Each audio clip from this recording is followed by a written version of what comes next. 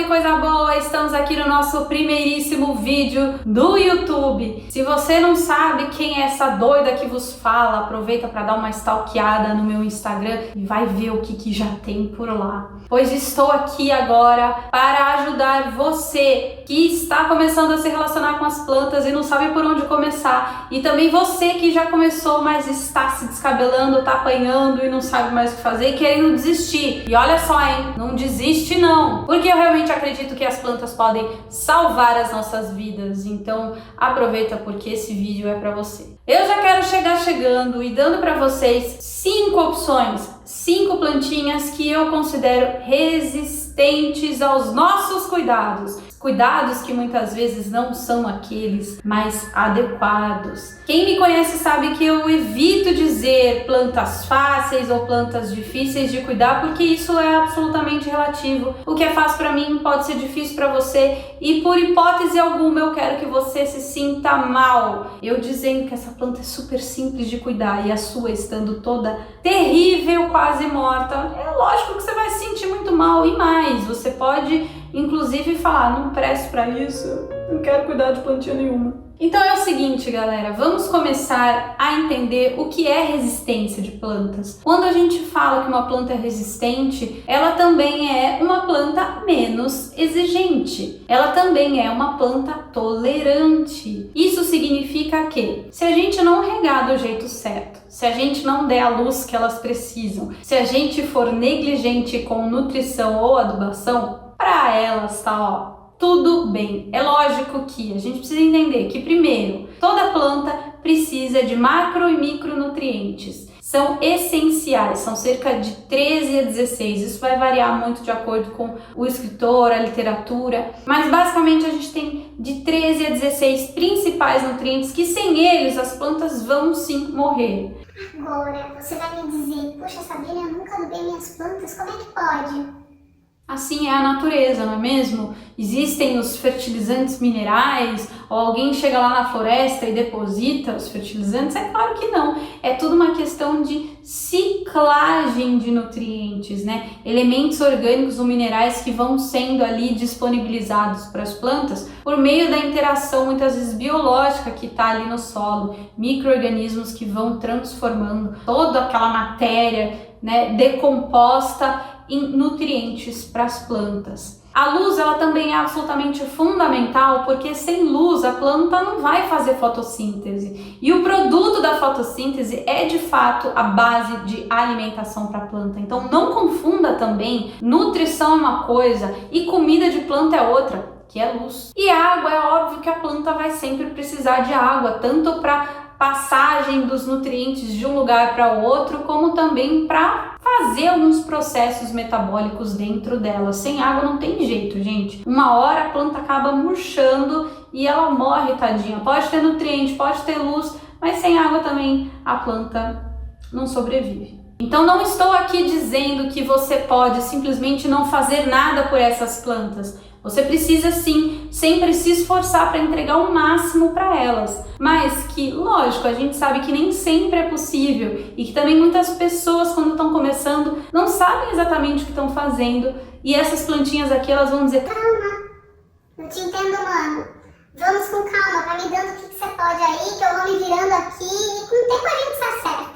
Elas sabem o que elas estão fazendo. Então eu quero começar com uma plantinha que é muito especial para mim, que é o bambu da sorte. É um tipo, na verdade, de dracena que eu tenho há mais de 8 anos. Essa planta aqui está num substrato, está plantada literalmente. Já atingiu mais de 1,20 m, mas como eu sou doida, eu gosto de podar, picotar e também de compartilhar mudas com as pessoas. E esse processo todo também me permitiu cultivar ela de 2 formas diferentes. Então eu tenho ela em vaso plantada e eu também tenho ela assim cultivada em água e por longos períodos. Então essa é uma planta que realmente não precisa de muita coisa não, tá? Você dando a aguinha pra ela que ela precisa, tá tudo bem, tá tudo certo. E se você for viajar e vai ficar aí pelo menos uns 3, 4 dias fora, se vira. Já aqui eu tenho duplinha dinâmica de jiboias. Quem nunca ouviu falar de uma jiboia aí? A planta, é claro. Jiboia é um tipo de planta que pode ter um hábito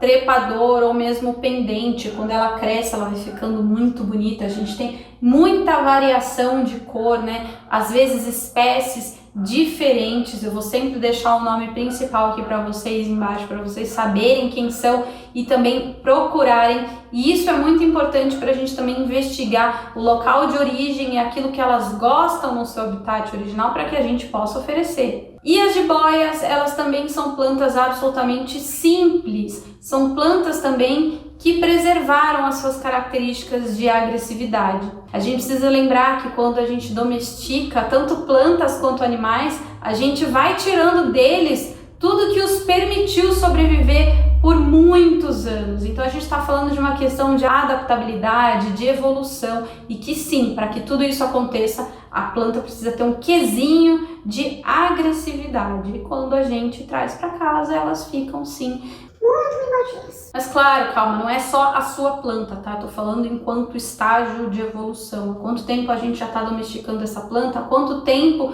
os geneticistas estão a melhorando geneticamente? Há quanto tempo elas estão sendo cruzadas com espécies que têm comportamentos e características desejáveis? Então calma, não é você o problema, não é você que está mimando tua planta. Aqui a gente tem um belíssimo antúrio. Os antúrios são plantas realmente incrivelmente resistentes. E esse daqui é a prova disso, porque ele está há quase 1 ano e meio debaixo de um sol escaldante. A gente sabe que é uma planta que gosta de ficar num ambiente mais protegido. Pode também receber um pouquinho de luz direta e isso vai ajudar muito no seu florescimento, mas é o tipo da planta que não gosta de ficar pegando sol o dia inteiro. E essa daqui estava num ambiente assim, foi resgatada há poucos dias. E aqui também é interessante a gente destacar que ela tem um certo tamanho, ou seja, ela já atingiu um nível de maturidade. Então a resistência também tem a ver com o estágio de vida da planta, né? Quanto mais juvenil, quanto mais bebezinho, mais cuidado a gente tem que ter. Quanto mais adulta, mais resistente, mais tranquila e dona de si ela é. Temos agora a presença de uma cigarra maravilhosa, que só porque eu falei ela parou, mas vocês vão ouvir ela aqui.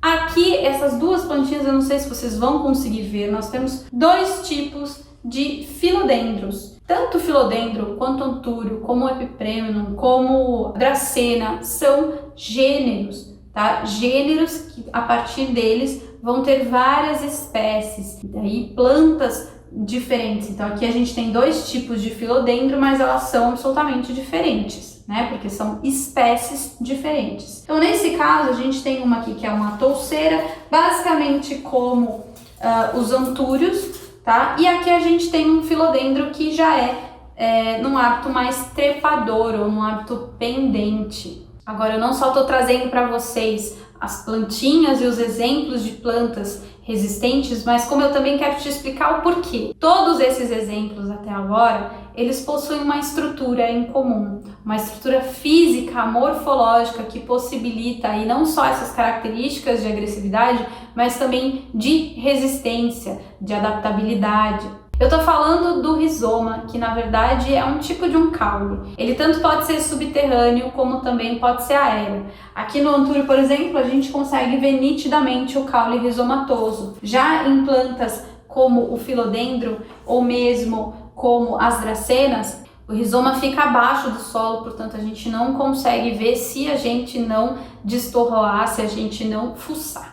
Um exemplo também é a monstera deliciosa, que é muito fácil da gente fazer propagação, porque a gente vai lá e corta pedacinhos do rizoma. O rizoma, por ser um caule, ele tem gemas, ou seja, ele tem partes que vão fazer diferenciação, portanto brotações. Pode ser raiz, pode ser ramo, pode ser folha. Então o rizoma, além disso, de possibilitar novas brotações, ele também pode ter estruturas nos seus tecidos de reserva de água, reserva de energia, que muitas vezes a gente vai chamar de amido. São essas estruturas que muitas vezes vão segurar a bronca. Por isso que são plantas que a gente chama de resistentes, que podem passar aí alguns períodos de déficit hídrico, períodos onde a iluminação ela não está tão suficiente, ou mesmo períodos sem aquela adubação mais rigorosa. Ou seja, agora você já sabe que uma planta rizomatosa, uma planta que tem rizoma, é uma planta mais resistente e também é uma planta que vai te dar um pouco menos de trabalho. E vou sempre lembrar aqui, não estou dizendo que é para você largar a mão da tua planta, hein? Tendo rizoma ou não, ela precisa de cuidados e você vai sim dar o seu máximo para entregar tudo que ela precisa. Agora chegou o momento de te surpreender, porque talvez eu tenha falado de plantas que você mesmo já reparou que são mais simples de cuidar. A gente não vai falar que é fácil. Agora, tem uma planta que muita gente fala que é muito difícil e na verdade não é bem assim. Eu tô falando da avenca. Eu sei que você vai falar assim, Sabrina, você é louca, ninguém consegue cuidar disso daqui. Como que pode? A sua tá tão bonita, você acabou de comprar. Gente, pelo contrário, essa planta aqui, ela já morreu completamente, tava zerada. E eu insisti, fui estudar, entendi o que ela realmente gosta. Estamos aqui, ó, muito felizes, vocês podem ter certeza. Agora deixa eu te explicar. Para vocês terem uma ideia, essa plantinha aqui está no vaso autoirrigável, ou seja, ela está imersa na água constantemente. Então esse é um dos grandes segredos. Essa é a plantinha perfeita para quem gosta de matar a planta afogada. Se você tem medo de errar a mão na quantidade de água, vai na avenca, porque ela sempre vai amar. Agora, por que ela é tão resistente? Como eu acabei de falar, essa minha planta aqui, ela já foi completamente zerada, ela perdeu todas as folhas e me fez parecer que ela tinha simplesmente morrido, mas na verdade não. Por quê? Ela tem uma forma de reprodução que é muito característica desse grupo de plantas aqui e que vai se propagar por meio de esporos. Os esporos estão presentes nessas estruturas aqui das folhinhas. São essas bolinhas que muita gente me escreve lá no Instagram, doido querendo saber, achando que é praga. Mas na verdade não, gente. É só a forma que ela tem de se reproduzir.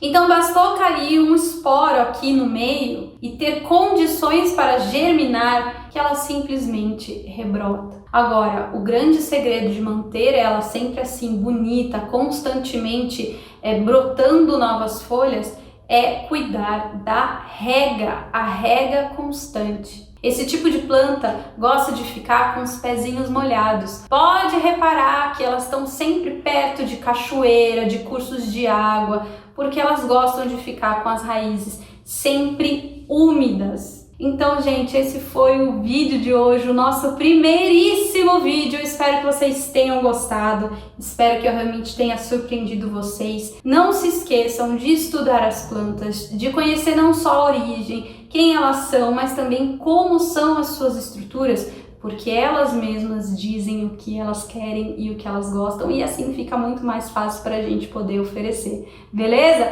A gente se vê no próximo vídeo, diz aí o que você achou, me manda sua dúvida, corre lá no Instagram para me inscrever também. Beijo!